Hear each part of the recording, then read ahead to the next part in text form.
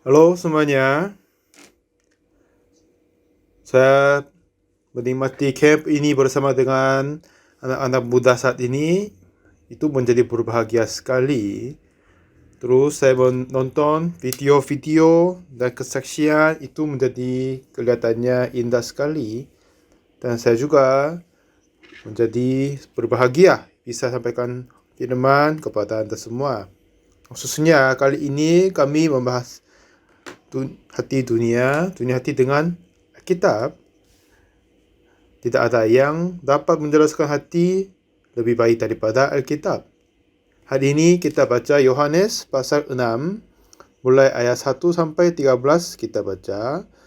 Sesudah itu Yesus berangkat ke seberang Danau Galilea, yaitu Danau Tiberias. Orang banyak berbondong-bondong mengikuti dia karena mereka melihat mujizat-mujizat penyembuhan yang diadakannya terhadap orang-orang sakit. Dan Yesus naik ke atas gunung dan duduk di situ dengan murid-muridnya, dan Paskah, hari raya orang Yahudi, sudah dekat. Ketika Yesus memandang sekelilingnya dan melihat bahwa orang banyak berbondong-bondong datang kepadanya, berkatalah ia kepada Filipus, "Di manakah kita akan membeli roti supaya mereka ini dapat makan?" Hal itu dikatakannya untuk mencobai dia, sebab ia sendiri tahu apa yang hendak dilakukannya. Jawab Filipus kepadanya, "Roti seharga 200 dinar tidak akan cukup untuk mereka ini, sekalipun masing-masing mendapat sepotong kecil saja." Seorang dari murid-muridnya, yaitu Andreas, saudara Simon Petrus, berkata kepadanya, "Di sini ada seorang anak yang mempunyai 5 roti jelai dan 2 ikan. Tetapi apakah artinya itu untuk orang banyak ini?" Kata Yesus, "Suruhlah orang-orang itu duduk." Adapun di tempat itu banyak rumput, maka duduklah orang-orang itu, kira-kira 5.000 laki-laki banyaknya. Lalu Yesus mengambil roti itu, mengucap syukur, dan membagi-bagikannya kepada mereka yang duduk di situ. Demikian juga dibuatnya dengan ikan-ikan itu, sebanyak yang mereka kehendaki. Dan setelah mereka kenyang, ia berkata kepada murid-muridnya, "Kumpulkanlah potong-potongan yang lebih supaya tidak ada yang terbuang." Maka mereka pun mengumpulkannya dan mengisi 12 bakul penuh dengan potongan-potongan dari kelima roti jelai yang lebih setelah orang makan. Sampai 13 kita baca. Di Yohanes pasal ke-6 ini, ada cerita yang menarik oleh Yesus Kristus. Dan di sini ada 2 murid Yesus, satu Filipus, kedua namanya Andreas. Dan Filipus sama Andreas, mereka ini dua-duanya sebagai murid Yesus, dan mereka asal dari daerah Galilea. Dan Injil Yohanes pasal kedua, pada saat pernikahan Kana, mereka sudah menyaksikan ada kekurangan anggur, bagaimana Tuhan membuat anggur dari air biasa. Dan setelah itu sudah melihat orang sakit 38 tahun sembuh dari penyakitnya. Dan juga pernah melihat Yesus menyembuhkan anak buah dari pegawai raja. Mereka sudah melihat banyak hal-hal yang baik, tetapi ada banyak yang kita lihat, nonton, mengalami. Ini membentuk hati kita dan konsep dan pikiran kita. Dan setelah apa yang kita mengalami dan belajar tentang apa yang bentuk dalam konsep kita ini adalah penting. Seperti suami istri tinggal bersama, awalnya mereka hidup sudah berbeda, latar belakangnya beda, tapi menjadi satu dan hidup bersama. Dan jika mereka membuka hati total dan saling menghadapi dan menerima dengan tutup hati, itu sudah jauh berbeda. Jadi di dalam kehidupannya sehari-hari dengan suami istri, terkadang suami dapat mempunyai hati kecurigaan kepada istri dan terbaliknya juga. Pada saat kasus-kasus itu terjadi, banyak orang mereka ada yang menyembunyikan apa yang mereka berbuat. Semakin banyak mereka berbuat begitu, semakin banyak pencurigaan menjadi besar. Jika kita membuka semua dan menyatakan berkata semua segala tanpa penyembunyian, ya, salah pikir itu sudah tidak ada lagi kan? Tapi sebab tidak ada orang yang tidak akan bersalah. Tapi pada saat dia bersalah, langsung ceritakan, mereka tidak perlu berfikir salah memahaman satu dengan yang lain. Jadi jika mereka ada mengalami kesulitan, mereka akan mengatasi dengan begitu gampang. Tetapi pada saat suami atau istri memulai menyembunyikan sesuatu, mereka mempunyai keinginan untuk ingin tahu tentangnya, itu makin membesarkan kecurigaan. Misalnya, jika istrinya suka bernyanyi, dan istriku suka dan bagus bernyanyi, suami berfikir, dan sering suami meminta istri bisa bernyanyi untuk dia dan membuat kesempatan dia bernyanyi kepada teman-teman.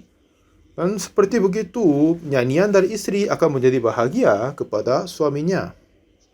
Memang, istri saya tidak bisa bernyanyi bagus, saya juga begitu. Tapi istri saya masak bagus. Seperti begini, ke istriku ada yang bagian baik, dan kepada semua orang seperti biasa, ada beberapa yang kekurangan juga pasti ada. Di dalam cerita yang kita baca yang tadi, ada Filipus sama Andreas. Coba malam ini kita membahaskannya. Di antara 12 murid Yesus, ada Filipus sama Andreas, mereka sudah mempunyai ciri-ciri orang. Tuhan telah kasih lihat kepada Filipus apa yang dia melakukan mujizat-mujizatnya. Tapi apa saja yang terjadi, Filipus mempunyai hati, dia tidak menghubungkan dengan Yesus, tapi ingin menyelesaikan dengan pembatasan dirinya sendiri. Jadi pada saat Yesus naik atas gunung dan duduk di sana, dan sudah ada banyak orang mengikut dia dan dekat firman olehnya. Itu hanya terhitung jumlah laki-laki saja 5.000 orang. Tapi biasanya untuk acara-acara agama perempuan lebih banyak kan? Jadi sekitar mungkin 10.000 lebih orang kumpul di sana. Waktu itu Yesus berkata kepada Filipus, "Di manakah kita akan membeli roti supaya mereka ini dapat makan?" Dan waktu Filipus didengar, dia sudah melihat Yesus membuat anggur dari air biasa dan juga menyaksikan Yesus sembuh orang sakit 38 tahun lamanya. Dia sudah melihat Yesus sudah sembuhkan anak buah dari pegawai negeri. Sudah lihat banyak kali mujizat dari Yesus. Tapi jika Filip menemukan sesuatu yang permasalahan apa?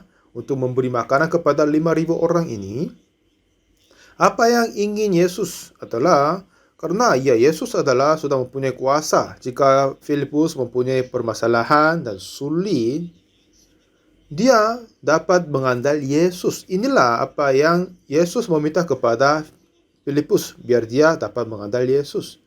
Dan juga Yesus ingin membantu kepada Filipus yang merasa sulit. Inilah kehendak Yesus untuk membuat hati kepada Filipus. Tetapi di permasalahan ini, Filipus masih tetap ada di dalam pembatasan dirinya sendiri. Dia tidak menggunakan atau mempercayai kepada Yesus yang membantu dan menyelesaikan permasalahan ini. Karena di dalam pekerjaan sehari-hari kita, terkadang kita tidak bisa menyelesaikan dengan hikmat dan kekuatan diri. Dan jika kita mengandalkan Yesus, banyak kali itu selesaikan oleh anugerah Tuhan kan?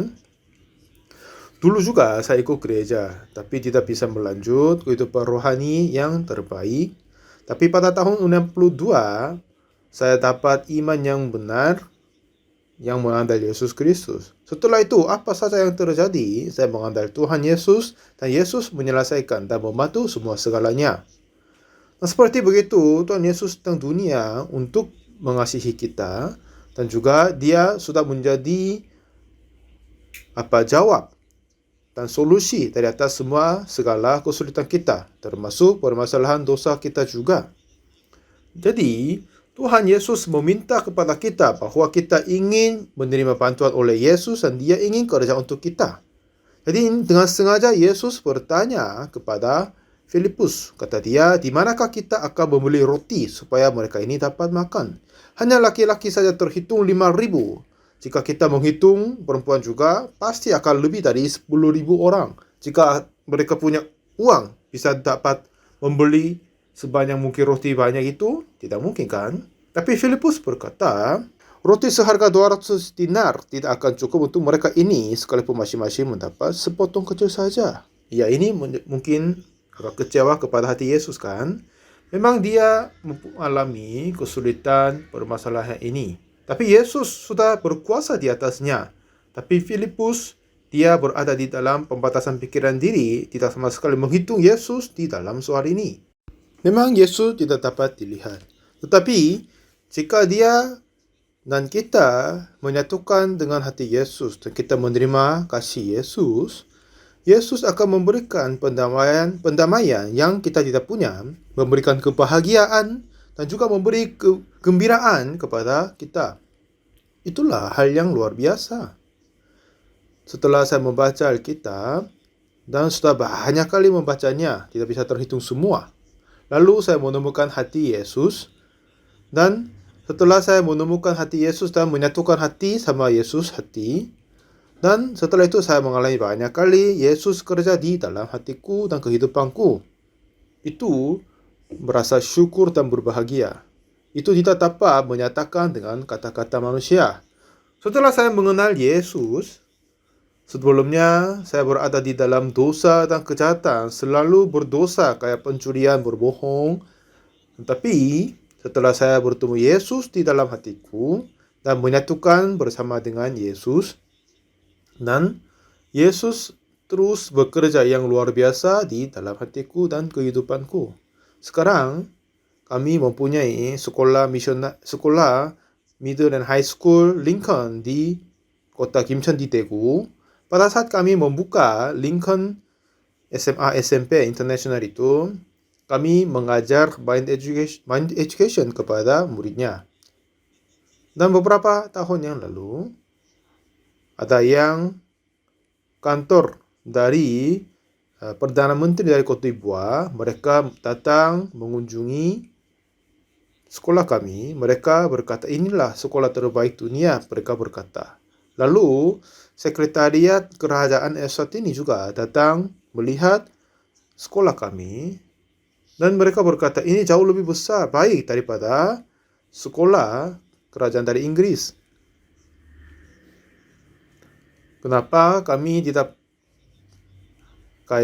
mempromosikan untuk sekolahnya? Karena jika begitu terlalu banyak orang murid akan masuk. Jadi kami akan membesarkan sekolahnya dulu.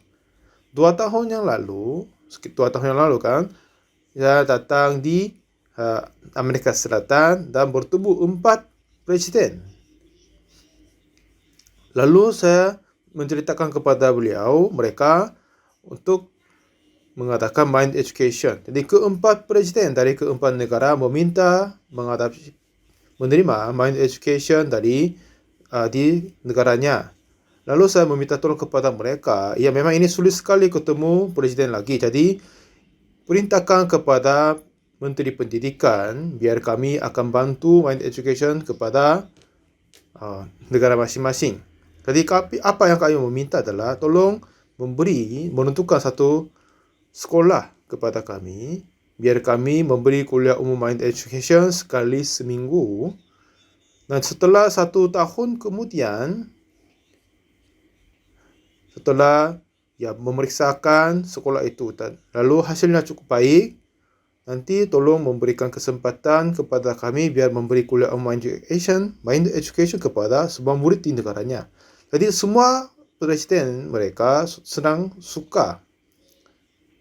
Dan ada banyak negara dan banyak presiden meminta kepada kami untuk mengadakan mind education kepada negaranya.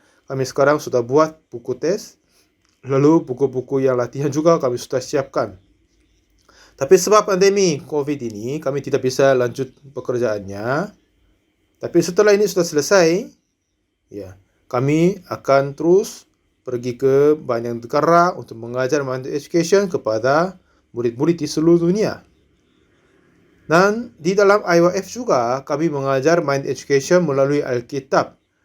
Hati pemuda-pemudi menjadi murni, menjadi hikmah, menjadi bersih, dan mereka tidak jatuh ke dalam dosa lagi, dan banyak keuntungan mereka mengalami juga.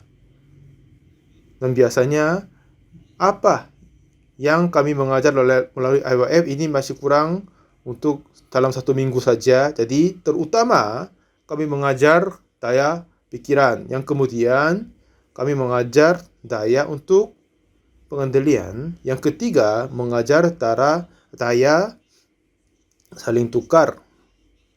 Dan jika ada anak-anak muda bisa belajar ketiga hal ini, kehidupan mereka sudah menjadi jauh lebih baik daripada sebelumnya. Ada seorang penatua yang saya kenal. Dia adalah petani melon, tapi dia orang hikmah sekali. Satu ketika, satu musim dingin sekali. Sebab yang melon ditanam pada musim dingin. Tapi pada tahun itu dingin terlalu parah, sebab itu melon semua mati. Nanti hampir semua tanaman-tanaman melon mati, tapi hanya satu tanah yang melon masih hidup. Jadi semua orang-orang di desa kumpul di tanahnya dan tanya kepadanya. Dan pemilik tanah itu adalah penatua Son dari gereja kami. Dan mereka tanya, kenapa melonmu masih hidup dengan begitu dingin sekarang ini? Kata dia, begini, jika saya memeriksa sekaya rutin temperatur musim dingin, sekali dari 4 tahun atau 5 tahun ada dingin parah. Jadi saya hitung ini adalah tahun yang dingin sekali. Jadi saya kasih pupuk yang dapat menahan dalam kedinginan. Sebab itu, yang melon yang saya tanam bisa tahan kedinginan ini. Jadi ini adalah cerita yang sederhana kan? Memang mereka semua tinggal di satu desa. Tapi mereka terkaget. Ayo, Bapak Son, pupuk untuk menahan kedinginan, ada apa yang seperti begitu? Yang orang ini berkata, ya memang kepada yang tumbuhan sama binatang ada yang kebersamaan. Kepada mereka yang tinggal di orang yang tinggal di negara yang panas, mereka tidak suka makan daging, tetapi makan sayur dan buah. Tapi kepada mereka yang tinggal di negara yang dingin, mereka suka makan lemak dari daging babi sama yang lain, karena lemak ini bisa menahan dia dari kedinginan. Ya, kepada melon juga sama. Pada saat dia menahan untuk kedinginan, pasti ada pupuknya. Jadi mereka semua satu desa menanam melon bersama, tapi orang yang lain tidak sama sekali pernah berpikir begitu. Setelah itu, apa yang dia menghasilkan dari tanamannya, itu kontrak langsung mall yang besar di ibu kota.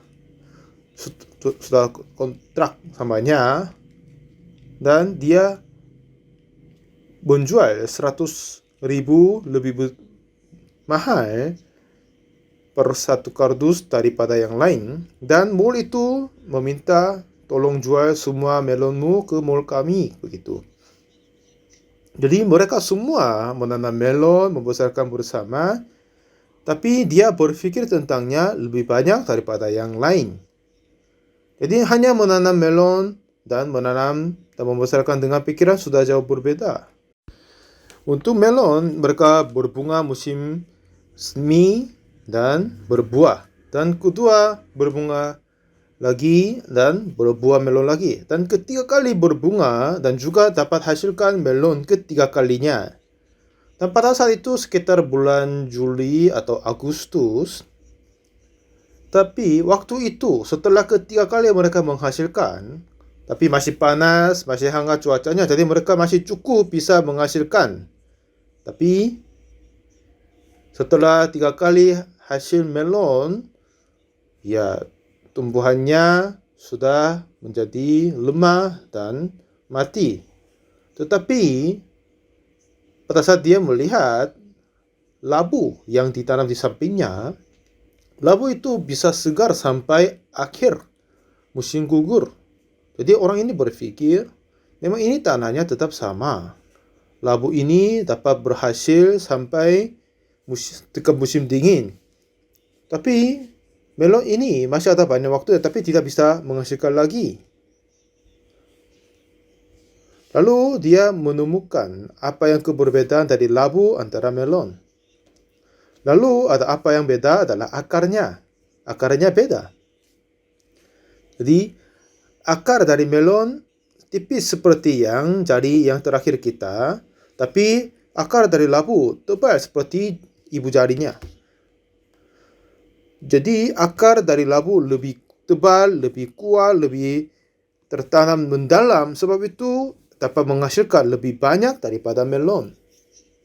Setelah itu, penatua ini berpikir, bagaimanakah aku berusaha untuk melon ini bisa menjadi lebih kuat, lalu kasih pupuk lebih kuat, ya mungkin lebih baik dari sebelumnya, tapi tidak begitu berbeda dari sebelumnya. Satu ketika orang ini berpikir bahwa dia menanam melon satu dan sampingnya ada labu. Satu melon, satu labu, terus begitu. Pada saat labu menjadi besar sekitar 10 cm di atasnya, lalu dia potong batangnya. Dan juga memotong melon juga. Lalu dia mencakupkan batang dari melon dengan batang akar dari labu. Sebelumnya, melon hanya menghasilkan 3 kali saja per tahun. Sekarang, setelah dicangkupkan dengan akar dan batang labu yang kuat, lalu menerima banyak gizi dari tanah dengan lebih banyak dari sebelumnya. Setelah mereka menghasilkan yang pertama, kedua, dan ketiga kali berbunga dan menghasilkan. Yang melon-melon yang lain sudah mati, tapi melon dia berbunga ke-4 kali dan berbunga 5 kali. Dan terkadang menghasilkan ke-6 kali juga. Ya, memang ini adalah melon yang sama dari yang lain, tapi hasilnya sudah menjadi 2 kali lipat. Jadi orang ini, dia tinggal di kota namanya Seongju di Korea. Dan di sana ada 4.000 keluarga membesarkan melon, katanya. Tapi, ya, wali kota di desanya, bupatinya memberi banyak hadiah kepadanya. Karena biasanya jika orang-orang melihat mempunyai pertukangan yang khusus, tidak akan kasih tahu kepada yang lain kan. Tapi dia membuka kuliah untuk pertanaman melon di rumahnya. Siapa saja yang mau belajar, datang, aku akan mengajar. Dia berkata begitu. Sebelumnya di Korea ada 2 kota yang terkenal dengan membesarkan melon. Satu, Seongju, yang dimana penatua yang tadi berada. Dan juga sebelumnya ada kota Gwangju juga suka menghasilkan melon. Ini namanya melon kayak katak. Katanya kelihatannya kulit katak seperti begitu. Sebab itu dia terpanggil kayak melon katak. Sebelumnya, ya, kulit melon yang dari Gwangju dianggap terbaik di Korea. Tetapi sekarang melon dihasilkan dari Seongju, di mana penatua tadi berada, ini menjadi lebih baik dan lebih enak. Jadi semua orang Korea suka di sana. Memang dia sendiri tidak bisa menghasilkan begitu banyak kan, tapi dia memberitahukan apa yang dia tahu kepada semua orang di desanya. Dan kepada mereka yang pindah dari kota ke desa untuk pertanaman. Dan awalnya dia mengajar bagaimana dia menanam melon dan saling membantu. Jadi kualitas melon di Seongju menjadi jauh lebih baik daripada kota-kota yang lain. Ini menjadi terutama di Korea. Jadi permasalahan bagi dia adalah pada saat dia menemukan permasalahan, dia berpikir, meneliti, dan terus berpikir tentang hal itu. Lalu dia menemukan akar dari melon lemah daripada akar labu. Karena akar labu tetap sehat sampai dekat musim dingin. Tapi sering akar melon menjadi kering dan mati. Biasanya melon paling 3 kali hasil dan mati semua. Tapi setelah dicangkukkan dengan akar labu, sempat menghasilkan 6 kali lebih. Jadi hasilnya yang upahnya sudah jauh lebih besar daripada sebelumnya. Ya, tentang pertanaman melon itu pun dapat menghasilkan sebanyak mungkin begitu. Dulu di Korea tidak ada pabrik untuk mobil. Tetapi Korea sekarang dulu bertumbuh cepat, ya kan? Jadi ada yang berpikir akan datang waktunya era seorang mempunyai satu mobil. Dan sekarang satu orang dari 2 orang mempunyai mobil. Tapi puluhan tahun yang lalu Korea tidak bisa memproduksi mobilnya. Yang bagian yang lain bisa buat, tapi mesin tidak bisa membuatnya. Jadi kiranya orang Korea dulu itu mustahil membangun pabrik untuk mobil. Tetapi orang-orang berpikir seterusnya, lalu mereka membeli mesin dari Jepang dan memproduksi di Korea. Lalu mereka meminta tolong mengajar pertukangan dan skill cara buat mesin, tapi orang Jepang tak suka dikasih tahu. Lalu orang Korea membuat mesin dengan diri sendiri, lalu memproduksi mobil sendiri. Itu mobil yang pertama diproduksi oleh tangan Korea adalah namanya Xavia. Setelah itu, industri mobil cepat bergerak. Dan sekarang ini, mobil Korea terkenal tidak akan rusak. Seperti yang mobil-mobil yang dibuat dari Hyundai. Karena banyak orang dari sini Korea suka pakai mobil Korea. Sekitar sampai 10 tahun mereka jarang ada bagian yang rusak. Jika tidak ada kecelakaan, ia tidak akan rusak. Di sebelum mobil Hyundai mulai jual di Amerika Serikat, apa yang mereka mengerjakan sebelumnya adalah memeriksa bagian spare part apa sering rusak, sering diganti. Setelah itu, apa yang terjadi adalah sebelumnya di setiap jalan-jalan kecil pun di Korea, di Seoul ada yang bengkel. Tetapi di Korea jarang ada yang bengkel yang kecil. Memang ada, tapi jarang ada. Yang sebelumnya karena mobil suka rusak, sering rusak, jadi di mana saja harus ada bengkel. Tetapi sekarang semua tempat yang sering rusak mereka diperiksakan lalu memperbaiki semuanya. Jadi jika anda semua pernah akan datang di Korea, jarang akan ketemu bengkel mobil.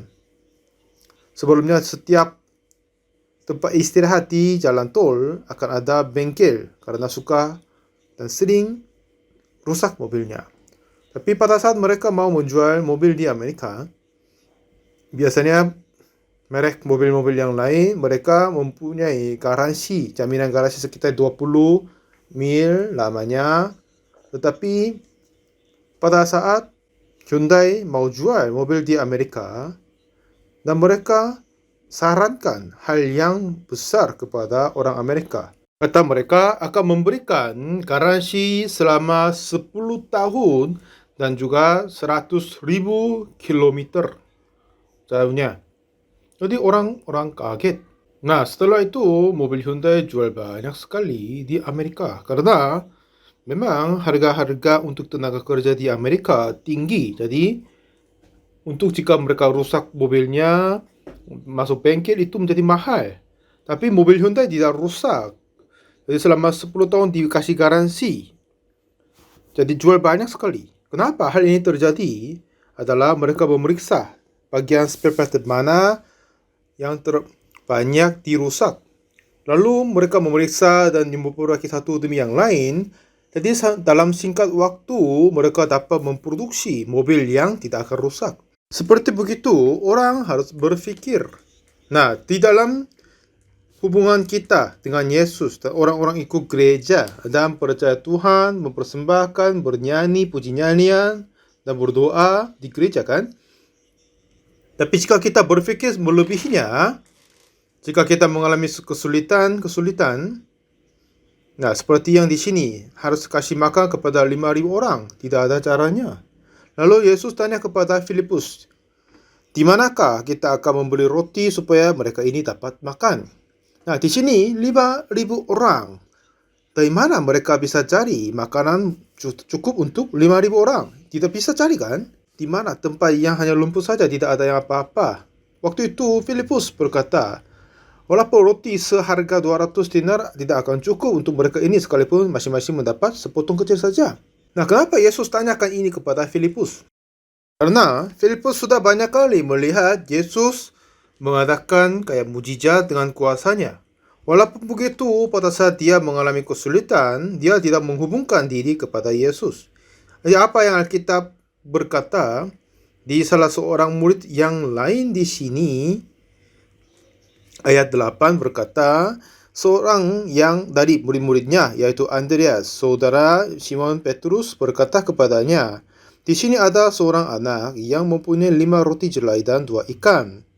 Kata dia lagi apa? Tetapi apakah artinya itu untuk orang sebanyak ini?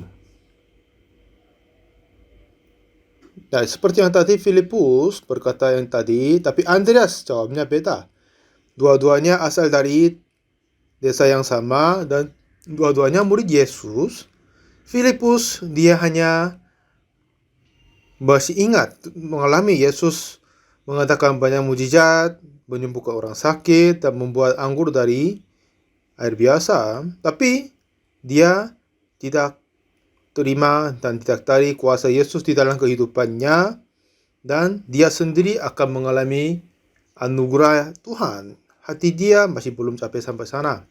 Tapi Andreas sudah jauh berbeda dari Filipus. 5.000 orang hanya terhitung laki-laki saja, dan jika perempuan terhitung lebih dari 10.000, dan itu tidak cukup kan, tidak bisa mungkin kasih makanan. Tapi di sini ada seorang anak yang mempunyai 5 roti jelai dan 2 ikan. Memang ini adalah makanan yang dibungkus untuk dia anak kecil sendiri. Tapi apa kata Andreas? Nah, tapi apakah artinya itu untuk semua orang banyak ini? Pada saat Filipus dengar kata ini, bagaimana dia berpikir? Waduh, Yesus, dia pilih murid dari siapa saja. 5 roti jelai dan 2 ikan. Bagaimana ini bisa dikasih kepada 5.000 orang? Waduh, ini orangnya bodoh sekali. Mungkin Filipus berpikir demikian. Tapi melainkan Andreas, ya Tuhan yang membuat anggur dari air. Dia menyembuhkan orang sakit 38 tahun. Dan dia sudah menyembuhkan orang-orang yang sakit yang lain juga.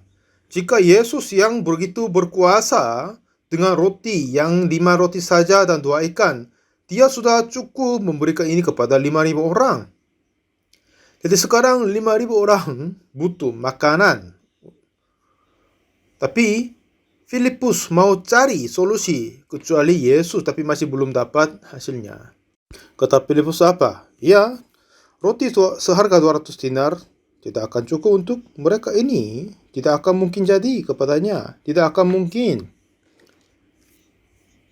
Tetapi, aduh, Andreas ini, orang si bodoh ini, itu masalah dia.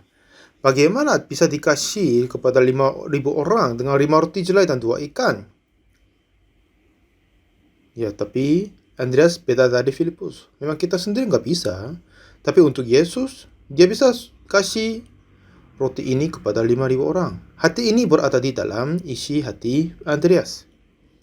Jadi dia membawa 5 roti jelai dan 2 ikan kepada Yesus. Dan kasih kepada Yesus. Dan biar Yesus kerja untuk mengucap syukur dan kasih kepada 5.000 orang. Nah, jadi di dalam kepada kita semua, ada yang orang seperti Filipus, ada yang orang seperti Andreas. Tuhan meminta seorang seperti Andreas, dan Filipus juga seharusnya menjadi seperti Andreas. Dengan kekuatan diri nggak bisa jadi, tapi dengan memperoleh kuat Yesus harus dapat semuanya. Jadi di dalam kehidupan rohani, yang penting adalah kita melakukan yang baik, membaca kitab, berdoa, dan ibadah. Tetapi bagian dosa kita tidak bisa melakukan apa-apa. Dan Yesus datang di dunia untuk dosa kita. Ada beberapa orang, ada banyak orang yang mau mengatasi dosanya diri. Dia berdoa, berpuasa, doa bukit gunung, atau begitu. Mereka semua seperti Filipus. Tetapi siapa yang Yesus mengingini seperti orang yang Andreas? Setelah Yesus datang untuk selesaikan dosa kita, karena kita sendiri tidak bisa mengampun dosa diri. Jadi Yesus datang untuk mengatasi permasalahan dosa kita. Tapi kita berusaha mengampun dosa diri sendiri. Meminta ampun doa, dan bertobat, doa di bukit doa. Banyak yang berkata begitu. Tapi saya meminta maaf berkata hal ini. Apa saja yang kita melakukan tidak bisa mengampun walaupun sedikit dosa pun. Jadi Yesus sungguh datang di dunia ini untuk mengampun dosa kita. Untuk itu dia mati atas kayu salib. Dengan itu dia telah mengampun semua dosa kita.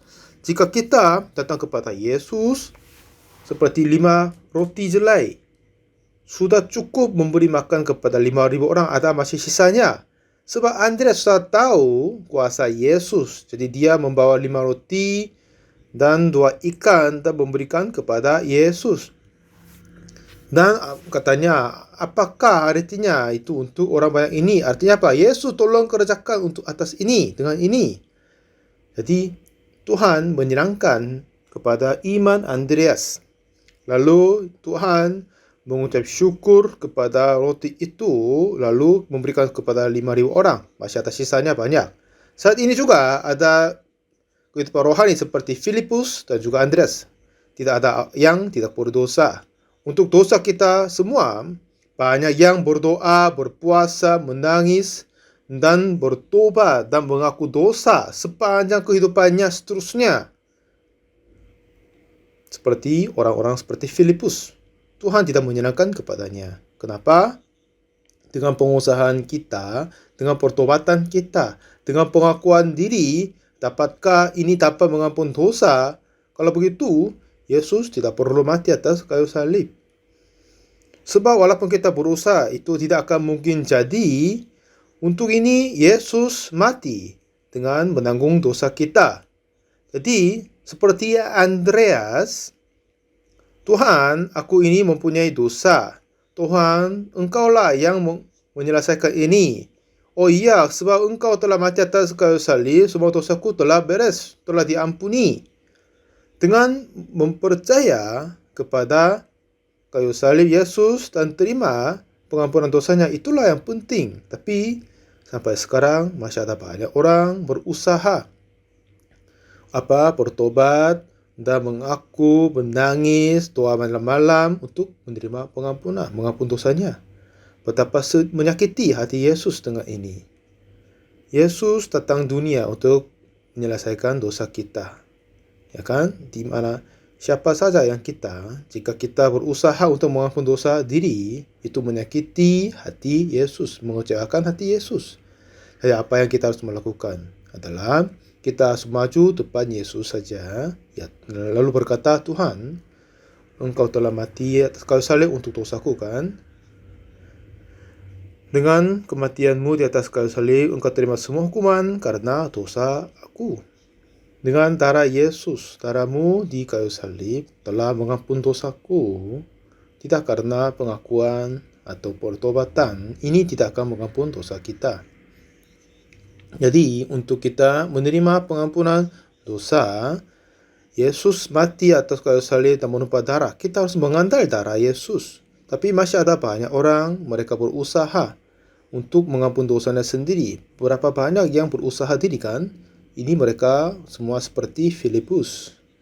Yesus datang kepada dunia untuk menyelesaikan permasalahan dosa kita. Seperti Yesus sudah cukup berkuasa memberi 5.000 orang dengan 5 roti. Tapi Filipus berkata 200 dinar pun tidak akan cukup. Memang mereka tidak punya uang. Walaupun ada uang, dari mana mereka dapat makan buat cukup 5.000 orang? Tidak akan mungkin. Tapi permasalahan ini yang mereka terima seperti Filipus ini, Walaupun mereka tidak punya apa-apa, seperti Andreas berkata, ini adalah 5 roti jelai saja, tapi jika Yesus berkuasa di atasnya, sudah cukup sekali memberi makan kepada 5.000 orang. Saat ini juga ada 2 macam kehidupan rohani. Kepada mereka yang menanggung dosanya diri dan berusaha menyelesaikan dengan diri sendiri, sampai menangis, mengaku, dan doa malam-malam. Tetapi Tuhan, Yesus datang untuk dosa kita, saudara. Dia telah mati atas kayu salib karena dosa kita. Dia telah menerima semua hukuman atas dosa kita. Dan dia telah membenarkan kita. Tidak karena kita berusaha, tetapi hanya oleh kepercayaan Yesus yang mati atas kayu salib. Dan kita percaya Yesus mati atas kayu salib untuk mengampuni dosa kita. Pada saat kita percaya, oleh iman kita terima pengampunan dosa. Banyak yang ikut gereja saat ini masih belum terima pengampunan dosa. Mereka sedih, sulit, dan sakit hatinya. Tetapi kita terima pengampunan dosa tidak karena pengusahaan kita, tapi hanya iman kepada Yesus telah mati atas kayu salib untuk menerima hukuman karena dosa kita. Itu telah tertulis di dalam kitab suci. Jika kita terima dengan iman, kita akan dimerdekakan dari dosa. Banyak orang takut terhadap kematian karena mereka tidak percaya Yesus mengampuni dosanya di atas kayu salib. Tapi hanya tahu secara teori. Lalu mereka mengaku apa? Aku orang berdosa. Tapi tidak, sama sekali tidak. Tuhan berkata kepada kita, kita sudah dibenarkan di dalam Alkitab. Karena Yesus telah menanggung semua dosa kita. Dan tinggal dia berkata, kita percaya. Seperti Filipus, walaupun dia tidak bisa mengatasi semuanya, tapi secara teori dia hanya dijawab, ya 200 dinar tidak akan cukup. Tapi Andreas bilang apa? Ya ini 5 roti jelai saja. Tapi jika Yesus berkuasa di atasnya sudah bisa cukup memberi 5.000 orang. Jadi kita harus menerima kasih karunia dari Yesus. Permasalahan tentang dosa khususnya itu tidak akan diselesaikan dengan pengusahaan kita. Jadi berhentilah pengusahamu untuk menerima pengampunan dosa. Tetapi mengandalkan kepada Yesus. Yesus yang mati atas kayu salib untuk menebus kita. Dengan kepercayaan kayu salib, dengan kepercayaan Yesus, dari sana semua dosa kita telah ditebuskan dan dihapuskan. Inilah kehidupan rohani yang Tuhan menyenangkan. Banyak orang yang ikut gereja, tapi masih berkata semua orang berdosa. Artinya mereka tidak percaya kematian Yesus di atas kayu salib.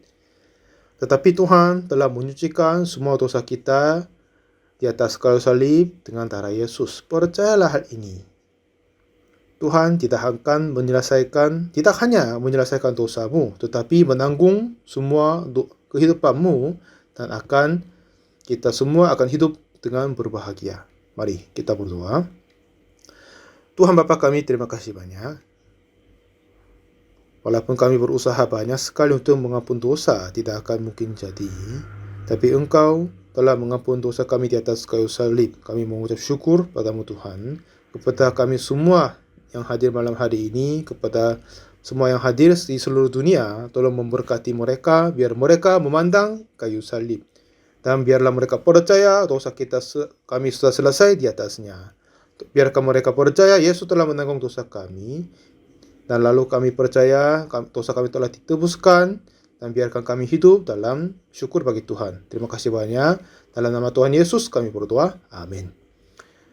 Saya berharap anugerah penebusan Kristus Yesus berlimpah-limpah kepadamu semua. Jangan mempercaya perasaanmu sendiri, tetapi percayalah dosamu telah diampuni oleh penebusan di atas kayu salib. Baik, terima kasih banyak.